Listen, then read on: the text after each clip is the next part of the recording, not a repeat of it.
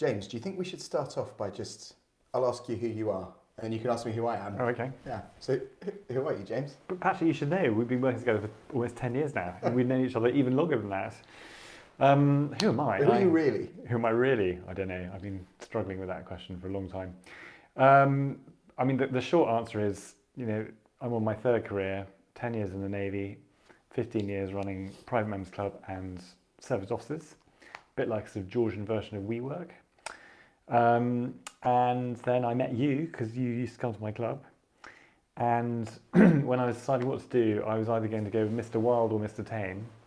And I decided to go with you because you had a much more exciting business, weirdly, ironically, than Mr. Wild, who was headhunting for a less interesting sector, should we just say, than digital marketing and e-commerce. Oh, interesting. I thought it was because I had a boat. Well, there were a number of factors, Patrick, but that was one of it. I remember you saying to me, if you're doing well enough to have a boat, then you're obviously running a good business. Is that what I said? God, I'm so shallow. So, yeah. Patrick? Yes. Well, it's really lovely to meet you, but tell me all about yourself. So I'm a headhunter. Oh. That's it. And my hinterland, my specialism is digital and e-commerce. And digital's a broad term. Yeah. I've never been able to fully define it. No. Well, this is one of the... Because we do a lot of e-com, but existential questions at the moment, isn't it? 10 years ago, when we started Hannington Tame, we thought digital people... I think even then we realised that it might have a short shelf life. But it certainly was quite a relevant term then. And it's not really relevant anymore, is it? In many ways. I think if you have a business that hasn't got any digital in it, then you're probably not in business. Exactly. And I've found myself saying, because it's a bit more easily defined, e-commerce. But actually I do a lot that isn't actually e-commerce. So anyway, enough of that. Enough self-naming. Well, I mean, there's a whole subject there around my hobby horse about customer and how actually it's really about joining up all the different journeys that are now available, which digital is really sort of, I think, the key to opening up that sort of Pandora's box of, we're now talking about Pandora's box, anyway, but opening up that subject area of how you connect all the different ways that you can get to a customer now, rather than just one traditional channel, which might have been how retail worked before. Right, because we've been asked for a lot of chief customer officers, haven't we? Exactly, Chief customer officers. Or customer directors, yeah. Customer directors, that seems to be the thing. But what I want to talk about today is, so our sweet spot, to use a horrible sort of management term, but our sweet spot is... We're not going back to Pandora's box again. Pandora's box. Let's unpack the blue sky thinking. Our sweet spot is CEO or MD for online businesses. That's the thing that we do really well. And because we've been doing this a long time, I suppose we haven't always done that, but that's where we are. But we also, very interestingly, get asked by maybe bigger companies, so a large international corporate, for that type of person to come and work for them to run a digital function or an e-commerce function within that corporate. And I think that gives us a really interesting insight to both the, let's say, more entrepreneurial tech world of, sub 100, sub 200 million businesses where we're recruiting for board and leadership, up to multi-billion big businesses hiring the same people, but to work maybe as a function leader. And the question I get asked at dinner parties and weddings when I get so is often, so what do you look for in a leader? Like what makes a corporate leader, or what makes a CEO? And that's a really difficult question to answer. Yeah, well, I think the question is what makes a CEO of one of these companies, as opposed to someone who's lower down in the hierarchy, and what's the thing that distinguishes someone who's going to be able to take that leadership type position? Absolutely. I think leadership is quite a well. Let's look at what a leader, the different name for what leaders do that I think is not necessarily leadership, which is management. So a lot of people who are in arguably leadership positions are really just managers. So they're very good at organising things. They're very good at making sure the hierarchy is kept as a hierarchy. They're very good at sort of massaging messages up and down the chain of command. But they're not necessarily actually making any difference. They're just making something quite efficient. And I think in many ways, you could either call them entrepreneurial or leadership positions. Digital is such a dynamic area. Okay, and we've just discussed that digital doesn't mean very much, but the world of technology and how it affects business is such a dynamic area that it changes literally on a monthly basis, that you cannot be somebody who is just good at managing and be good at digital, in my opinion. And I think right. So to become a leader in a non-dynamic business, a business that isn't facing constant change, you get hired on your ability to do the same thing at scale. Yeah. To repeat. Whereas if it's digital and therefore dynamic, you that won't work, because as soon as you get your business engineered, the market changes, the technology moves on. So you've got to be really adaptable and open to change. Yeah. But there's a paradox there, isn't there? Because if you're trying to hire, there is a paradox. If you need... Well, there is, but you can have a track record in being very good at spotting change or adapting to change, and being very efficient at that change model. So I think there's that element. I think if we then separate that out, because there's a whole rabbit hole to go down that road, but if we then separate that out from what then general management positions to being a proper leader like a CEO, then there are several sort of mental frameworks, I suppose, you can come up with that. But a lot of it is around coming up with a vision for the business. And so I was just listening to a podcast that General Petraeus was talking about. So his model is you've got someone who can set the vision, so they've got to be imaginative enough, understand the environment they're in enough to be able to set the vision. They've got to be able to communicate the vision. They've got to then actually implement that vision, or oversee the vision being implemented by their teams underneath them, and then they've got to adjust that as that plan hits the road. So we'll know no plan survives contact with the enemy. So everyone's got a plan until they get punched in the face. So it's that vision, communication, the delegation, overseeing of that delegation, and then the ability to take the feedback from that whole process and feed it back into the vision at the top, so you have it constantly running. And do you think? But beyond that, I mean, there's an element, I suppose, that's probably difficult to pin down, which is, I suppose, charisma, and there's that word gravitas, but I'm not sure that's quite where. But the relevance of your experience to that vision you're coming up with. Why are people buying into that vision? Okay, charisma is the way you put that vision across, but people also want to know that you've been in there in the trenches. You understand their problems. Do you know what? When I was younger, I think I attached more significance to charisma, more importance to it. And the longer I'm knocking around as a headhunter, the more I'm less bamboozled by charisma. Yeah. I think that's what. Yeah, give me someone who knows what they're doing. So are extroverts dangerous? I think they are. So extroverts are, I would think, and you're going to ask me where I'm drawing the data from, and I'm going to. No, say, are you an extrovert, Patrick? Extroverts are more highly represented at senior levels. I think that's well established. I think some Harvard Business Review report I was reading, much more represented at leadership levels. But I think introverts often make far better, far more effective CEOs and MDs. Less charisma, but that's not what is. I think charisma can be used to create almost a cult of personality and to sort of bamboozle, stop people actually asking questions and thinking. It can be a bit of a performance inhibitor. Yeah. No, I think it can be a personality performance rather than style over substance. So I think, Okay, so having talked a little bit about that, do you think, by and large, most companies have genuinely effective leaders on the board or leading the board? Well, that's a really good question. I'm not sure. I think the sort of the easy answer to that is no. In the past, that whole board director level, I think has been very much sort of job for the boys.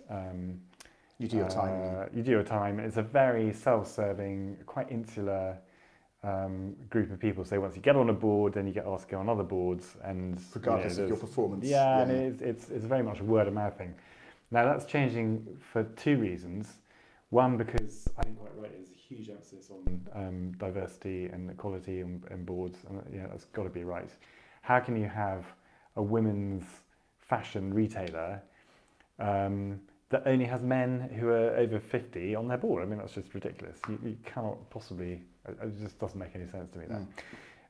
So that makes sense. And then the other thing I think is as well is that because of all these changes going through, actually, is the experience of those older people really relevant to what's coming up? And I'm not saying they're completely irrelevant, but in order to have a balance, they need to have younger people who are more technically savvy. And I think, weirdly, we're probably just at the stage now, well, we're well beyond the stage now, but I mean, it's only been in the last 5 to 10 years that people who've grown up with this digital technology have got to the level where they're at a maturity and a seniority that they can be accepted onto boards. So I think that's changing.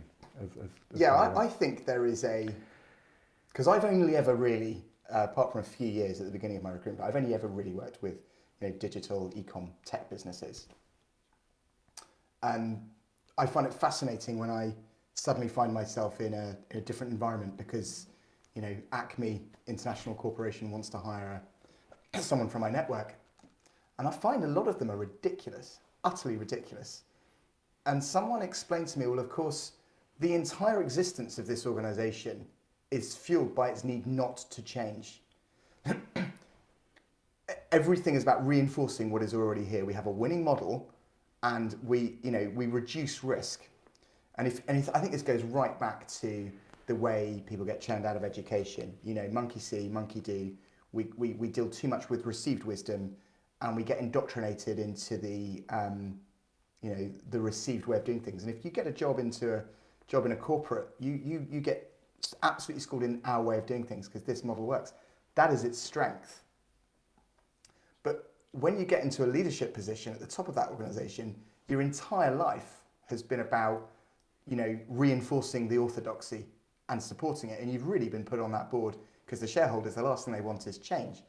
That's the strength of a corporate. But of course, when change comes to a market, at every single level in that organization, you've got people who are incapable, unwilling. It's against their every instinct to be disruptive, to do something different.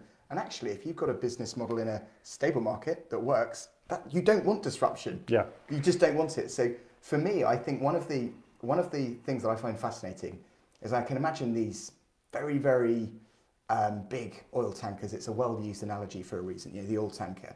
And you've got people on the bridge who are effectively useless at doing anything other than steering it in the line it's already going in. 15 degrees left, 15 degrees right, But when the thing's sinking or when you've got an iceberg and it needs to change direction completely incapable. And there's nobody in that organization willing or able. And I think that disturbs me.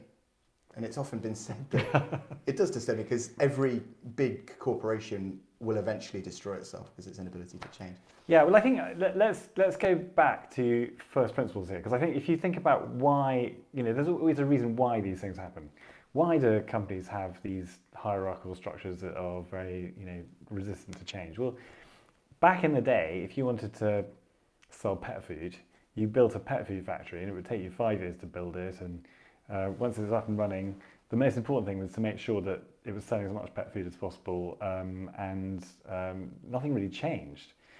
Nowadays, and you'd have a waterfall, what's called a waterfall, method of project management for that. Nowadays, with computer systems, it's all modular, so you can take a bit out, change it, and put it back in again without, as you're driving the car.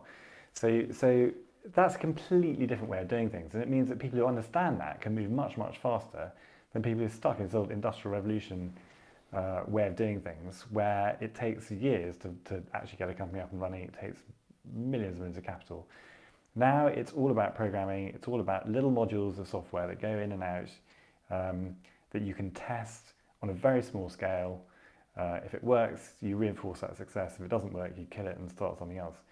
And that's just an entirely different way of doing things. And it doesn't necessarily lend itself to hierarchical, very long periods of decision making. And it doesn't need to, because in order to validate a decision, instead of it having to go up an enormous chain of command and fit in with some 5-year plan, you just do it, maybe for a week. And if it doesn't work, you stop it and do something else. And I think that's, I know that sounds like a really simplistic explanation, but actually that's sort of at the root of all this stuff. Marketing, it changes all the time. You can change. Yeah, You it can used to try be you book a 6 or 12-month campaign and you got your production and your TV spots, but yeah, and now you wouldn't, even then, you wouldn't know what the output was, but you'd hope at the end of the day the figures went up. But then that classic thing, who knows which 50% of their marketing budget actually works. Whereas the promise, and I'd argue it's not necessarily as good faith promise as it should be, with performance marketing and digital marketing, was that you spend £1 here and you get £1.50 out there, and everyone's made a profit. Yeah. Or if you haven't, you switch it off and try something different. So I think that sort of underpins this whole new way of doing things. So it all comes back to the same point we made at the beginning, isn't it? That digital businesses are dynamic by their very nature, and non-digital businesses are very undynamic by their nature. Yeah, and I think if I'm going to so we'll find candidates for completely different pools. So either very, very large corporates who are looking for digital specialists, or scale-up companies who are looking for people who are going to come in and put some systems and processes into place. And actually, those people are looking for almost exactly the same thing, but in a slightly different way. And I think that the thread that connects those two is you've got to have somebody who's got that entrepreneurial mindset. And by that I mean somebody who does understand their environment, who can see a commercial opportunity, who knows how to make that commercial opportunity happen. But at the same time isn't such a maverick that they can't also bring the entire organisation with them. And on the scaling side, it's that idea that you're coming into what's a very entrepreneurial organisation that probably has no systems and processes at all, which is why it succeeded in the first place. But at the same time, in order for that business to scale, it has got to put some systems and processes into place. So it's that tension between some kind of scalability and some kind of process and a little bit of hierarchy compared to just that sort of random, we're going to do whatever we like and see where it goes. So I think that's quite an interesting skill to have. The unicorn is the entrepreneur that can actually function in a corporate environment. Yeah, so there are lots of different sort of matrices they need to be on. You've got to have somebody who is entrepreneurial but not too entrepreneurial, and they've got to be they've got to be right brain and left brain. They've got to understand data. They've got to understand maths, but they've also got to be creative and understand that actually it's emotions that really drive a lot of purchases. Yeah, and actually, I think this comes back to having functioning leadership teams. Functioning leadership teams where you are able to step forward and have authority and the support of the shareholders or of the board around you, but know when it's time to then step back and pass the baton back to another board member. So if I look at, and I think in some ways it's a scary thing, because now some of the most junior people in the organisation can have the biggest effect on profit. If you look at, I'm not saying that this is what's driven Ryan Jet's profit, but they set up a very effective TikTok campaign. Ryanair. What did I say? Ryan Jet. It's kind of a love Easy child. Jet and so Ryanair, how fantastic TikTok campaign. But they, the way they did it was they had a guy who was a senior marketer who sat and then protected a very young lady who came in and said, right, we're going to do these. Leave her alone. Yeah, I'll be top cover. Faces on the front of our planes, and that went viral. It was brilliant. I was talking to a guy last week who is a director of an online business that he was asked to come in because they were failing, and he said, well, let's actually, I'm going to cut your marketing budget completely. You've got £500 a month. Go and make some videos. And they went out on TikTok, and he says now they're doing, I think, £1 million a month AOL. So this is really interesting, because back in the day when I first set up Behringer Taine, you could see this in organisations where, and it's still to some extent going on today, where you've got a board of very sort of old-fashioned, corporate people, and then I don't want to name names, but we can think of maybe a big high street retailer, for example. And they can see online sales as this sort of really growing out, and they're getting hammered online by loads and loads of people, loads of brands starting up. But the most senior person in their business that's capable is actually in their late 20s. So if I go back long enough, it was a relatively new channel. But there was this gap between the, and I would have these folks coming and interviewing with me, and they were head in their hands. They knew exactly what the organisation needed to do, and they were right. Most of these people are now running businesses of their own, but the head was in their hands because they couldn't get any traction in the boardroom, and the gap, the kind of, they didn't know how to approach board, they didn't have the credibility or the gravitas, and that gap, the board were looking for a solution. Then rather than looking to the youth who might and actually getting behind them and saying, well, how can we work with you? They went to really big consulting firms, you know, the big consulting groups, or the big, you know, the IBMs as well, that have got big technology platforms. And it was like, the lie is, oh, well, you want to master e-commerce and you want to sort of compete online. Well, if you just spend a few $100 million on this platform, all your problems will be solved because it's technology that will solve your problems. And it's a lie. Meanwhile, overlooking the much cheaper solution of actually just using what you've got and doing it better. And I think that was the gap. The gap at the senior end. So lots of junior people like your EasyJet girl, you know, failing to get traction. I know. And the gap being filled by people that do know how to sell to board. Yeah. I think that's changing a little bit. Yeah, and I think, but I think, you know, again, it's like when there's change, can you do it internally, or do you need to go to a management consultant? And again, listening. Find me a successful digital firm that uses a management consultant to tell them what to do. Yeah, well, no, I agree. Well, that's what the point I'm trying to make. But, you know, McKinsey now is apparently 40% of its employees, its consultants, are digital. Really? Yeah, and they've been on all the big management consultancies have been on big buying sprees, buying up digital agencies and e-commerce agencies, and there's still, you know, that's the other thing I suppose that's really interesting, is there's still a lot of companies out there who just haven't, as with, you know, the whole point of this conversation, who haven't got on board this journey yet. And again, I'm just trying to rack my brains now to think, who do I know that is really, you know, doing well, that is taking advice from, I mean, you've named them, so McKinsey. I think it's the same thing. I think lots of corporate thinkers hiring lots of corporate consultants to talk about this other thing over here, which is digital. Yeah. And, you know, and the people actually doing digital are off just doing it, making money. Yeah.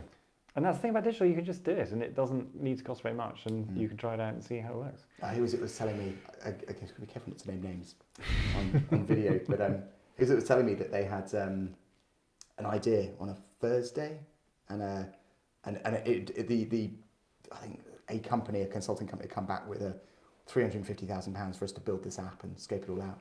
And he had one of his really junior web devs he said, listen, you can have a couple of days off next week. Can you just sort this over the weekend? I said, yeah, really not a problem. It won't even take me the weekend. And he came back with something with 3 days work that was not only done in-house, was better. It was, so yeah, what you've scoped out there, I've improved it. I've kind of made it better. And it was just the blind leading the blind. And I think it's a failure of more entrepreneurial providers to sell it to board level. You know, not necessarily realising the skill they've got, and that gap being filled by snake oil salesmen. So I think there is still then, you know, having said that the whole world of digital is much more agile and is much more entrepreneurial, there is still the challenge, which is probably less, I suppose, as time goes on, but the challenge of then integrating that with the rest of the business that isn't so digital, and how you get, you know, the classic situation is how you get a retail store chain with its very old legacy staff excited about the fact that actually there's also sales going on online, and they can be part of that process, and you know, it's not going to eat their lunch, and how you set up incentivization so that they're incentivized to keep using, you know, to use these channels as well as the offline sales as well. So I think, you know, that's another interesting area where it's, I suppose you could call it digital transformation, but it's about, you know, it comes back to this thing that actually it does come back to this customer thing. If you look at the customer rather than whether it's digital or online or offline, all that sort of stuff. What does the customer want from your business? Because the customer doesn't think in silos. The customer doesn't think, am I shopping online or offline? They probably don't even notice the difference. They're you know, are they researching online and buying offline, or are they? Which is why we're seeing that customer around, and which is, I think, customer. And actually, so then, you know, maybe a better description of what's going on is it is slightly underpinned by, it's not slightly, but it's totally underpinned by the data, and it's about corralling that data, making sense of it, tracking out customer journeys, and really coming up with the best way of delighting your customer, being at the right place at the right time with the right product. Oh, so many rabbit holes to go down, but I don't want to do an hour-long video. Should we park it there?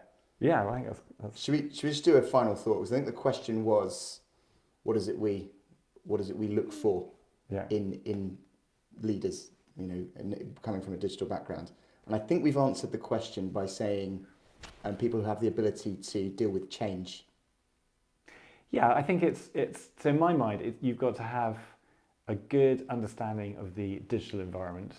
So that's talking about data, customer acquisition, conversion, retention, segmentation of that data, and then all the technologies that can make your customer journey as quick and easy, as informative and as delightful as possible. I think it's the ability to take risks in a measured way. So not just someone who's just, as I said, a maverick risk taker, but someone who can take calculated risks, ask for forgiveness rather than permission. So I think that's important. And I think it's, over and above that, the more almost indefinable quality is the ability to communicate that up and down the chain and to people who aren't necessarily part of that bit of the organisation, to bring them all on board, because without that it just doesn't work. And it's a classic thing. It's a bit like cybersecurity. You think cybersecurity is a terribly technical situation that can only be sorted out by technology. 90% of cybersecurity is about human behaviour. 100%. Yeah. And it's about humans interacting with other humans, and it's about a culture, and that's probably the most important thing, that is the most difficult thing to pin down. And unpicking what you said there, and just listening to that reinforces my point. Beware the extrovert. Beware the extrovert. Beware of the Patricks of this world. Exactly. Don't hire me as your CEO. Yeah. Thanks, James. Thanks, Patrick.